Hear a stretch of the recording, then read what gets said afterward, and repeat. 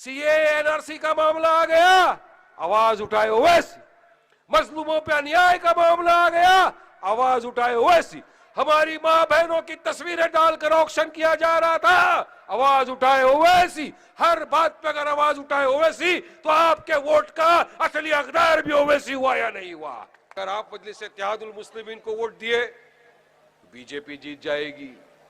गलत, बेबुनियाद इल्जामात लगते आ रहे हैं हम पर। अरे हम तो नहीं लड़े थे यहां पर, पिछले चुनाव हुआ, हम कहां लड़े? यहाँ एमपी का चुनाव हम नहीं लड़े, तो क्यों बीजेपी जीत के सत्ता में बैठ गई? तो की धड़कन हमारे हिंदुस्तान के शेर और हिंदुस्तान की तमाम मुस्लिम अकलियत के कायद असदुद्दीन, जनाब बैरिस्टर असदुद्दीन ओवैसी साहब यहां तशरीफ ला चुके हैं। अब मैं गुजारिश करूंगा अपने एक ऐसे मेहमान स्पीकर, एक ऐसे मेहमान वक्ता जिनको हम सोशल मीडिया के जरिए लाखों करोड़ों की तादाद में हम उनको देखते हैं और सुनते हैं, और वो हमारे पार्टी मजलिस इत्तेहादुल मुस्लिमीन के राष्ट्रीय प्रवक्ता, नेशनल स्पोक पर्सन हैं। तो मैं बहुत ही मौदबाना गुजारिश करूंगा जनाब वारिस पठान साहब से वो आए और आज इस संभल और असमौली की तारीखी सरजमीन पर आपके सामने अपना पैगाम रखें, अपना प्याम रखें। वारिस पठान साहब। औज़ुबिल्लाहि मिनश्शैतानिर्रजीम, बिस्मिल्लाहिर्रहमानिर्रहीम। अस्सलामु अलैकुम वरहमतुल्लाहि वबरकातुहू। शह नशीब पर तशरीफ़ फरमा ऑल इंडिया मजलिस इत्तेहादुल मुस्लिमीन के हमारे आपके सदर अलहाज जनाब बैरिस्टर असदुद्दीन ओवैसी साहब, मजलिस इत्तेहादुल मुस्लिमीन उत्तर प्रदेश के सदर जनाब शौकत अली साहब, दिल्ली से आए हुए हमारे दिल्ली के सदर जनाब कलीमुल्लाह साहब, हैदराबाद के पूर्व मेयर जनाब माजिद हुसैन साहब, मजलिस इत्तेहादुल मुस्लिमीन के संभल उत्तर प्रदेश के तमाम जवाबदार जिम्मेदारान और यहाँ पर मौजूद मेरे दोस्त, मेरे बुजुर्ग, मेरे अजीज, मेरे भाइयों, मेरे बहनों, आज का जलसा संभल के इतिहास में एक बार लिखा जाएगा कि यहाँ की जमीन पर मजलिस की जो मोहब्बत देखने को मिली, ये लाजवाब मोहब्बत थी। ठंड पड़ रही है, बारिश गिर रही है, मगर जो आप लोगों ने सबूत दिया मजलिस इत्तेहादुल मुस्लिमीन की मोहब्बत का, इसको सलाम करता है वारिस पठान। शुक्रिया, अस्सलाम वालेकुम। इस बात आप यहां आए, हमको मौका दिया अपनी बात करने का, अपनी बात रखने का। एक जमात का मैसेज आप तक हम पहुंचाने आए हैं कि सोचिए, आज देश के हालात अब तमाम के सामने है। उत्तर प्रदेश का चुनाव है, एकदम अनकरीब 1 महीने में चुनाव स्टार्ट हो जाएगा, मगर यहां 5 साल से या 75 साल से आपने देखा कि जो सियासतदार पार्टियां सत्ता में आई, सत्ता में रही, हमारे वोट से, हम जो 19% यहां पर उत्तर प्रदेश में मुसलमान है, हमने वोट दिया, इनको इख्तिदार की कुर्सियों पर बिठाया, एक भरोसे के साथ कि ये हमारे आने वाले बच्चों का मुस्तकबिल संवारेंगे, हमारे लिए काम करेंगे, हमारा डेवलपमेंट होगा, हमारा विकास होगा, एजुकेशन की फील्ड में हमारा काम होगा। मगर यह आज भी देखने को यह मिल रहा है कि जैसे मेरे पहले बताया लोगों ने कि कोई स्कूल का प्रबंध नहीं है, यहाँ पर कोई ऐसा अस्पताल नहीं है कि जो आप कह सको कि नहीं वाकई में यहाँ पर बड़ा इलाज होता है। यही ख्वाब, एक सपना लेकर इतनी दूर हजारों किलोमीटर से, हैदराबाद से मजलिस इत्तेहादुल मुस्लिमीन के हमारे सदर बैरिस्टर असदुद्दीन ओवैसी साहब पूरे हिंदुस्तान में निकले, उत्तर प्रदेश में आपके सामने, आपके बीच आए कि हम ये चाहते हैं करना जो हमने तेलंगाना हैदराबाद में किया। आज अगर आप देखोगे तेलंगाना हैदराबाद में, तो मजलिस इत्तेहादुल मुस्लिमीन में 12 हमारे पास स्कूलें हैं, कॉलेजेस हैं, इंटर कॉलेजेस है, मेडिकल कॉलेजेस है, अस्पताल है, जहां पर अस्पताल में अगर आपने 50 रुपए का एक बार पैसा भर दिया इलाज के लिए, 3 महीने तक आपको इलाज मुफ्त में दिया जाता है। मैं पूछना चाहूंगा मेरे संभल के मेरे भाई, मेरे बुजुर्ग, मेरे दोस्तों से, क्या ऐसा कोई अस्पताल आपके पास संभल में है क्या कोई ऐसा अस्पताल? मगर आप भी चाहेंगे कि इस तरह का फैसिलिटी यहां पर भी मिले।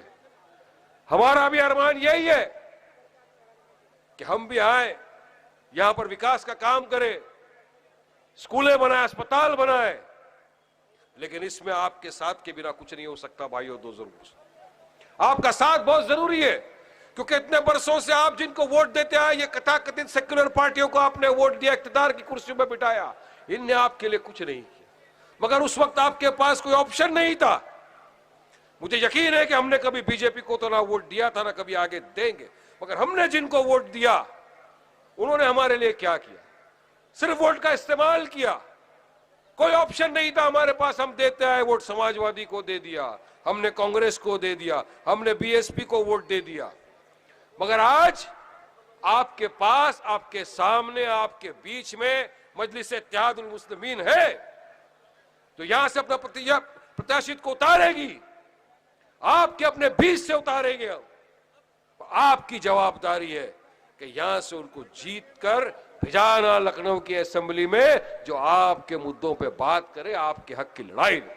ये आपकी जवाबदारी है, आपकी जिम्मेदारियां है।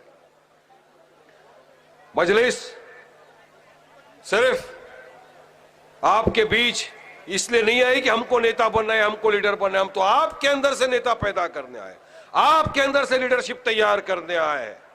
क्योंकि अगर आप वोट देकर एक 7% वाले को चीफ मिनिस्टर बना सकते हो, डिप्टी सीएम बना सकते हैं, तो क्या आप अपने अंदर से कोई ऐसे पैदा नहीं कर सकते जो जाए आपकी नुमाइंदगी करे? कर सकते हैं आप, सब हो सकता है।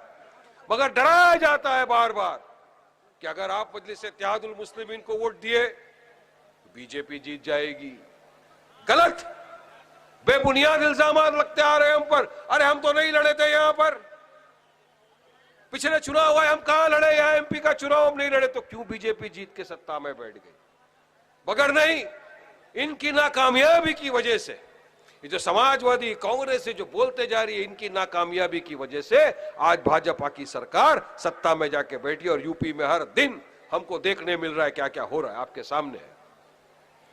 आज उत्तर प्रदेश में सबसे ज्यादा अगर किसी चीज की जरूरत है, वो रोजगार की जरूरत है। लाखों युवा उत्तर प्रदेश का बेरोजगार हो गया। कोरोना काल में लोगों के पास व्यवसाय खत्म हो गया, लोगों के पास बेरोजगारी बढ़ती गई। मोदी ने कहा था 70 लाख लोगों को रोजगार दिया जाएगा, किसी को ना रोजगार मिला, बल्कि जो रोजगार था वो भी उनका चला गया यहां से। इनके पास उसका कोई जवाब नहीं है। बढ़ती हुई गैस, डीजल, पेट्रोल की महंगाई पर जब लोग सवाल करते हैं कि जवाब दो कब ये कम होगा, इनके पास कोई इस बात का जवाब नहीं है। तो तमाम सवाल से प्रदेश की जनता का ध्यान भटकाने के लिए हर दिन एक नया शोषा छोड़ा जाता है। कभी हरिद्वार के अंदर धर्म संसद के नाम पर हेट स्पीच जेनोसाइड समिट बनाया जाता है, जहां से ऐलान किया जाता है कि जाओ 20 लाख मुसलमानों का नरसंहार कर दो। हम हमारे बच्चों को हमारे माशरे में यह सिखाते हैं कि बेटा कलम उठाओ, कागज उठाओ, पुस्तक उठाओ, एजुकेशन लो, एक अच्छा वकील बनो, एक अच्छा डॉक्टर बनो, अच्छा पत्रकार बनो।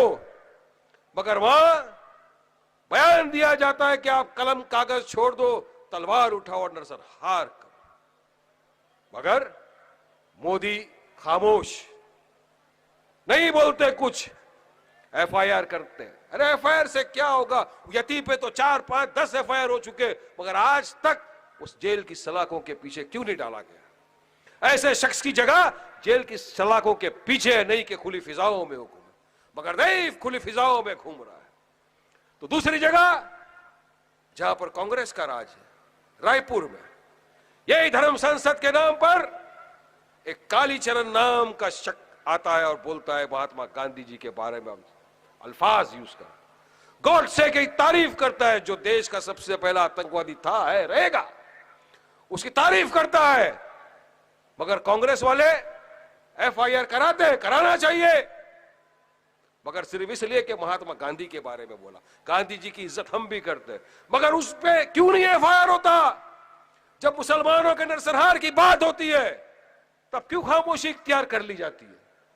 हमारे महाराष्ट्र में एक एफआईआर कराया, अकोला में कराया एफआईआर, मगर एफआईआर इसलिए कि महात्मा गांधी की बेइज्जती की होना चाहिए। मगर जब मुसलमानों की नरसंहार की बात होती है तो कोई आगे बढ़ के नहीं आता और नहीं कहता कि एफआईआर कराया जाए। ये हमारे साथ किया जा रहा है।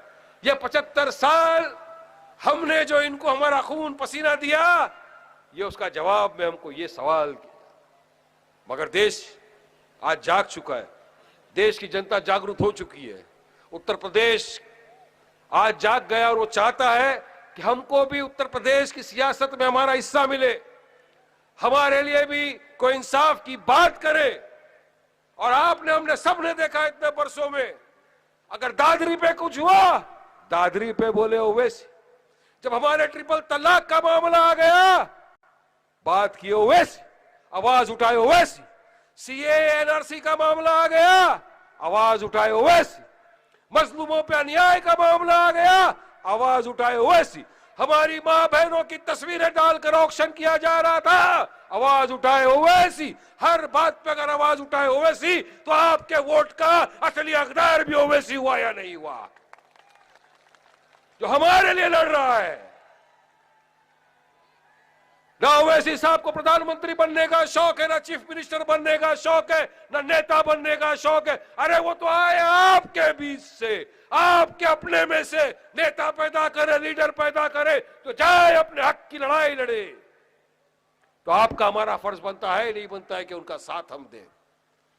वरना याद रखो मेरे दोस्तों, बुजुर्गों, साथियों, अगर इसी तरह हम बिखरे रहे ये सोच के नहीं हम मजलिस का साथ नहीं देंगे, दूसरे के साथ चले जाएंगे, तो आज तक जो गलती करता है आगे भी वो गलती होती रहेगी। इस बात पर मुझे गालिब का एक शेर याद आ रहा है, मैं बोलता हुआ चलूंगा। जिंदगी भर यही गलती करते रहे गालिब, जिंदगी भर यही गलती करते रहे गालिब, धूल थी चेहरे पे और आईना साफ करते रहे। इस चीज का जवाबदार कोई और नहीं, हम और आप होंगे अगर अब हमने मिस्टेक कर दी तो।